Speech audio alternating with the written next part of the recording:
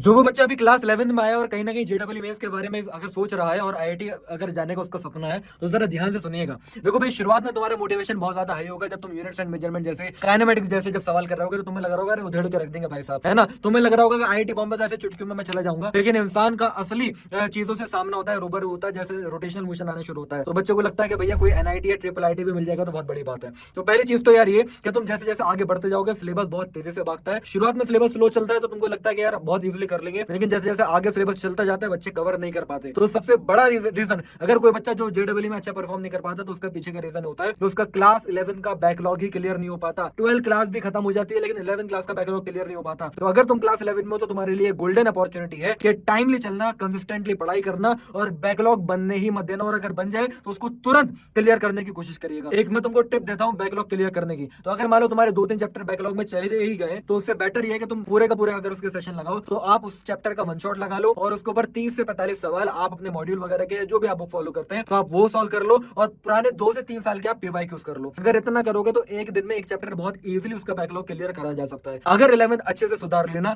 और ये अगर तुम्हारा बैकलॉग में नहीं रहा तो तुम्हारा 12 भी बहुत अच्छा जाएगा और एट द एंड तुम्हारा जेडब्ल्यू मेंस भी बहुत अच्छा जाएगा। दूसरी सबसे बड़ी अपॉर्चुनिटी तुम्हारे पास ये है कि तुम अभी से ही पीवाईक्यूज लगाना शुरू करना। बच्चों को लगता है कि जब 11-12 खत्म हो जाएगा, जब जेडब्ल्यू एग्जाम आने वाला होगा 1 महीने पहले, तब हम पीवाईक्यूज लगाएंगे। नहीं, हर चैप्टर के पुराने 5 साल के पीवाईक्यूज आपको लगाने ही लगाने, ये मैंडेटरी है हर एक बच्चे के लिए। तो you can easily score 99 percentile in JW में। बहुत इजी है, बस तुम्हारे पास समय होना चाहिए जो कि तुम्हारे पास अभी है। ऐसी और गाइडेंस और इन्फॉर्मेशन तुम तक पहुंचती रहेगी अगर इस चैनल को सब्सक्राइब कर लेते हो और इन्फॉर्मेशन काम का लगा हो तो वीडियो लाइक भी करना।